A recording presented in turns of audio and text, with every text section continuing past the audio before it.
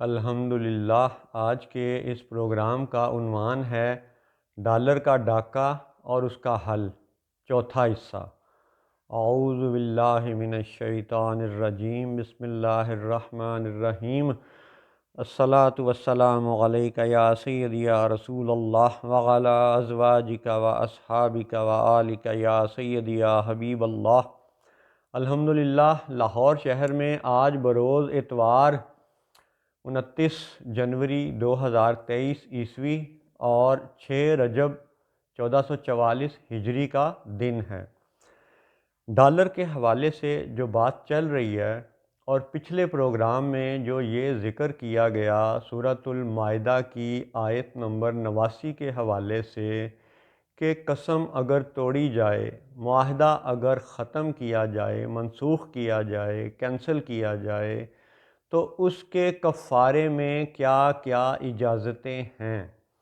اب اس پہ بالیقین جو آج کا یہ لبرل ٹولہ ہے، جسے ڈاکٹر اشرف آصف جلالی صاحب جیسے جید عالم دین ان کو لبرل کیڑے مکوڑے کہتے ہیں، تو وہ لبرل لوگ یقیناً یہ اعتراض کریں گے کہ بھئی یہ کیسا داڑھی والا بندہ ہے کہ جو حلف توڑنے اور معاہدہ ختم کرنے کی بات کر رہا ہے، حالانکہ اسلام تو وعدہ وفا کرنے کا سبق دیتا ہے۔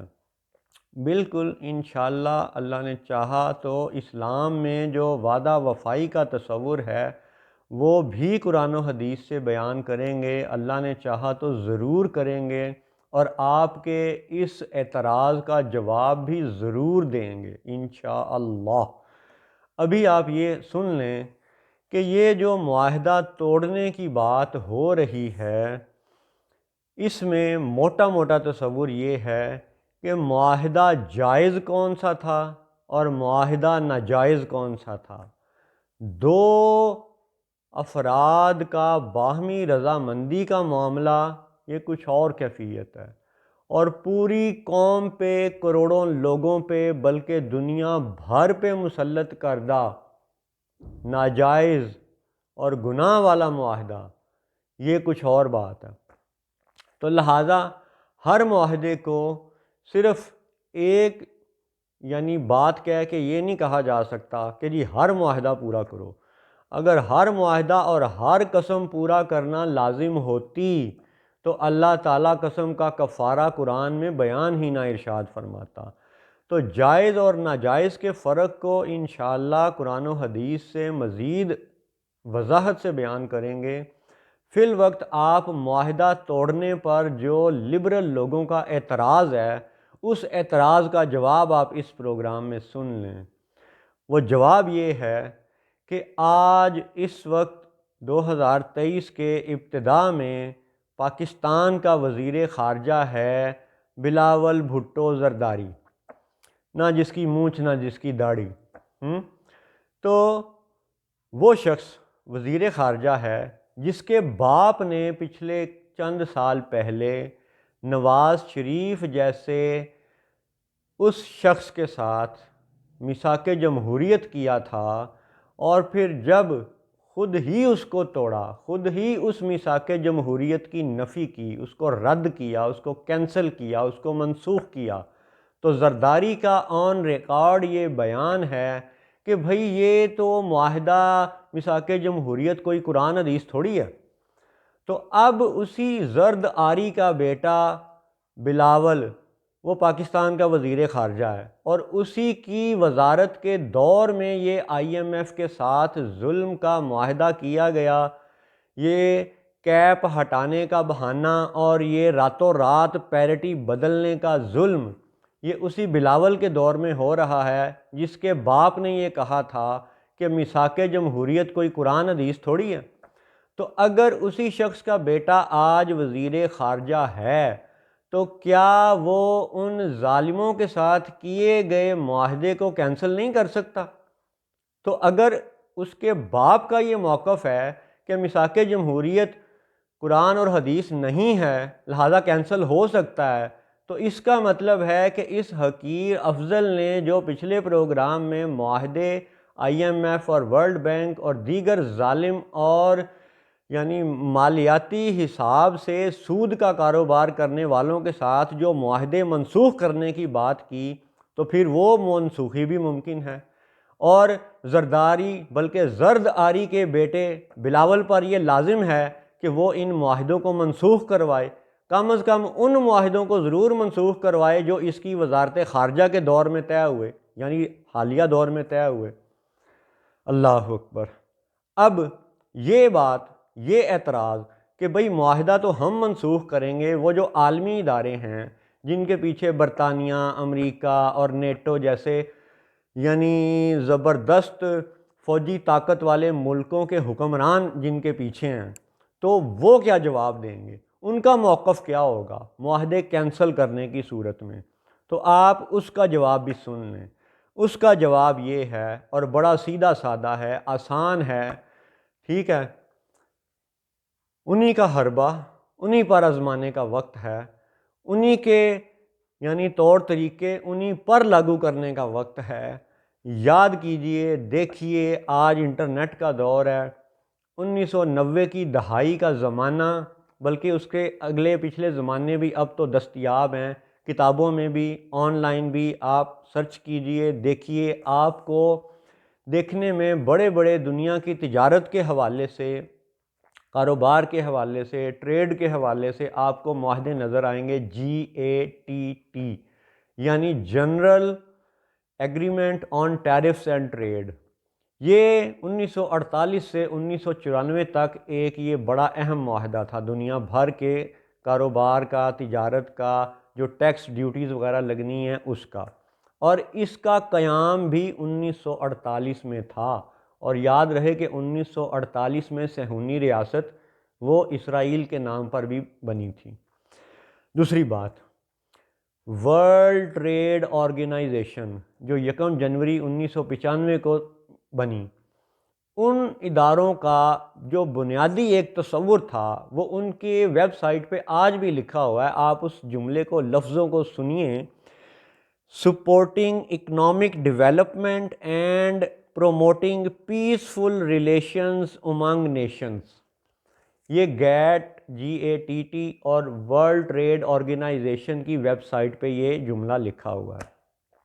اور اس کا موٹا سا سادہ سا تصور یہ تھا کہ مختلف ملکوں میں جو مصنوعات بنتی تھیں اور دوسرے ملکوں میں جاتی تھیں، تو دوسرے ملکوں کے حکمران اس آنے والی پروڈکٹ پر کوئی ٹیکس، کوئی لیوی، کوئی ڈیوٹی کچھ لگا دیتے تھے۔ مثلا یوں سمجھیں کہ امریکہ میں ایک لیٹ سے پروڈکٹ بنی، کچھ بھی، کوئی چیز سمجھ لیں، کپڑا بنا۔ اب وہ کپڑا، وہ شرٹ، وہ کوٹ اگر امریکہ سے پاکستان پہنچے گا تو پاکستان اپنی مقامی صنعت کے تحفظ کے لیے اس امپورٹڈ پروڈکٹ کے اوپر ایک ٹیکس لگا دیتا تھا، ایک ٹیرف امپوز کر دیتا تھا کہ جی مثال کے طور پہ جی اس پہ 25% جو ہے نا وہ ٹیکس لگے گا۔ اب وہ 100 روپے کی چیز امریکہ سے یہاں جب پہنچے گی تو 25 روپے حکومت کی طرف سے عائد ہونے پر وہ 125 کی ہو جائے گی۔ تو اس پہ امریکہ بہادر نے، انکل سیم نے یہ بڑا شور مچایا، اور یاجوج ماجوج اینڈ کمپنی نے مل کر کے WTO کا ہوا کھڑا کیا اور یہ کہا کہ نہیں جی نہیں، پاکستان جیسا ملک یا کوئی بھی چھوٹا ملک بڑے ملک سے آنے والی مصنوعات پر اس طرح کے ٹیکس نہیں لگا سکتا۔ فری اینڈ فیئر ٹریڈ کے حساب سے اوپن مارکیٹ ہونی چاہیے۔ یہ ورلڈ ٹریڈ آرگنائزیشن کا بنیادی ایک مقصد تھا۔ یعنی وہ اپنی جو پروڈکٹس تھیں یورپ، امریکہ میں بنی ہوئیں، وہ پوری دنیا میں بیچنا چاہ رہے تھے، اور انہوں نے ورلڈ ٹریڈ آرگنائزیشن کا یہ ایک تصور دیا۔ اچھا، اب اسی تصور کی نفی انہوں نے خود کی جب انہوں نے دیکھا کہ وہی معاہدہ جو 1995 میں WTO کے بعد کے جو حالات بنے، چائنا نے اللہ کے فضل سے بڑی ایسی کوئی کمال ترقی کی کہ چائنا کی مصنوعات پوری دنیا میں پھیل گئیں، یورپ جانے لگیں، عرب جانے لگیں، امریکہ میں جانے لگیں، آسٹریلیا جانے لگیں، ساری دنیا میں، اور بالخصوص امریکہ میں تو چینی مصنوعات کا یعنی کہہ لیں کہ ڈھیر لگ گیا۔ اب جب ان امریکہ والوں کی، ان ڈالر والوں کی جب آنکھیں کھلیں تو انہیں احساس ہوا ہے ہماری مارکیٹ پہ تو چائنیز جو ہے نا وہ مصنوعات چھا گئی ہیں، تو اب انہوں نے اپنی اس بندوق کے زور پر اور اپنی اس نام نہاد عالمی مالیاتی اداروں کی طاقت سے اپنے ہی بنائے ہوئے WTO کی نفی کی اور چائنا پر طرح طرح کی پابندیاں لگانی شروع کر دیں، چینی مصنوعات پر طرح طرح کے ٹیکس لگانے شروع کر دیے۔ گویا کہ ٹرمپ کا زمانہ ہو یا بائیڈن کا زمانہ ہو، آپ دیکھ لیں کہ امریکہ بہادر جو ڈالر کی دنیا پہ دھونس جمانے والا ہے، اس نے خود اپنے بنائے ہوئے WTO کی نفی کی، اس نے خود اپنے WTO کا بیڑا غرق کیا، اس کی منسوخی کی، اس کی تنسیخ کی، اس کی کینسلیشن کی۔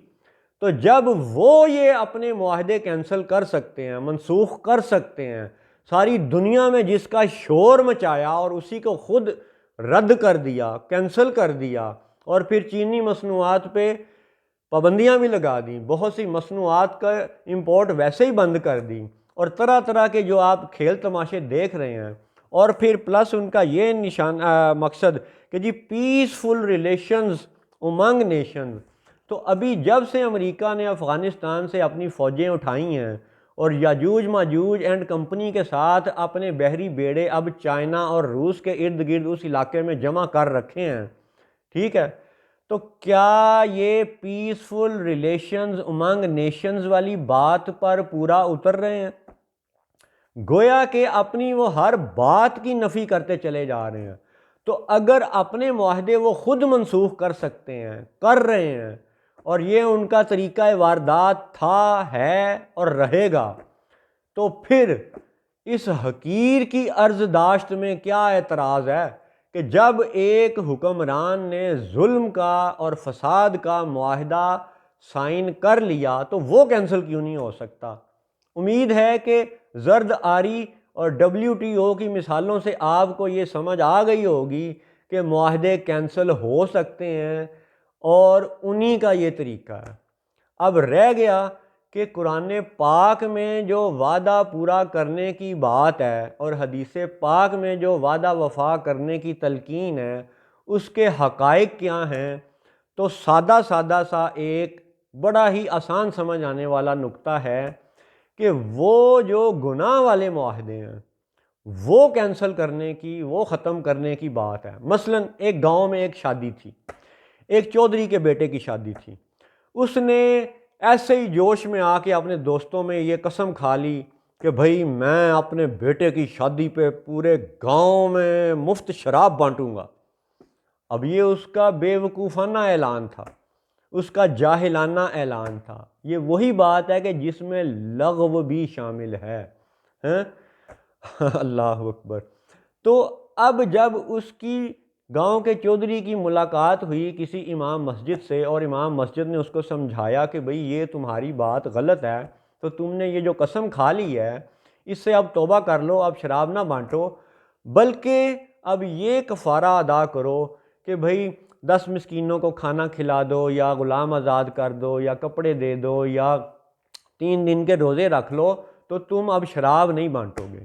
تو اب اس چودھری کو، گاؤں کے چودھری کو یہ بات سمجھ آ گئی، اور اس نے مان لیا کہ ٹھیک ہے، اللہ کی طرف سے اگر میرے لیے یہ اجازت ہے، اور وہ شراب بانٹنے کی قسم چونکہ وہ گناہ والی قسم تھی، لہٰذا اس کی کینسلیشن پہ میں یہ کفارہ دے سکتا ہوں۔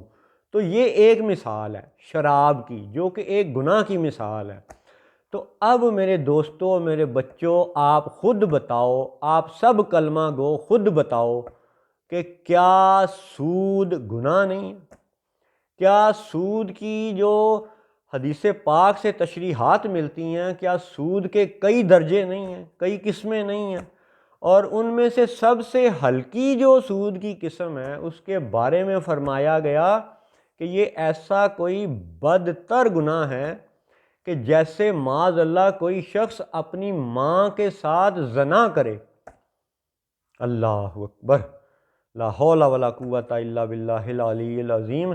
تو اب آپ یہ بتاؤ کہ کیا IMF، world bank, state bank of Pakistan, کیا یہ سب ادارے سود کے کاروبار میں ملوث نہیں ہیں؟ سود کی یہ معاہدات کی ساری یہ جکڑ نہیں ہے؟ تو جب یہ سود کا معاملہ ہے اور گناہ کا معاملہ ہے اور ماں سے زنا کے مترادف ہے تو کیا اس کی منسوخی ممکن نہیں ہے؟ اللہ اکبر۔ اب آپ اگر لاہور کی پنجابی بولی کو سمجھتے ہیں تو ماں کے ساتھ زنا کرنے والے کے لیے جو معروف گالی ہے اس کو اپنے ذہن میں سوچ لیں، کیا یہ سب ادارے اس لاہور کی اس پنجابی کی مخصوص گالی پر پورے نہیں اترتے؟ اور اس معاہدے کو سائن کرنے والے اور اس معاہدے کے سب سہولت کار کیا لاہور کی اس پنجابی گالی پہ پورا نہیں اترتے؟ تو کیا اس گالی سے بچنا ضروری نہیں ہے؟ کیا اس زنا اور بلکہ ماں سے زنا اس کیفیت سے اس معاہدے سے بچنا ضروری نہیں ہے؟ لہذا جو معاہدے کی منسوخی کی بات ہے وہ گناہ کے معاہدے کی منسوخی کی بات ہو رہی ہے، اور سود اس کی سب سے ہلکی جو قسم ہے وہ ماں سے زنا کے مترادف ہے۔ السلام علیکم ورحمۃ اللہ وبرکاتہ۔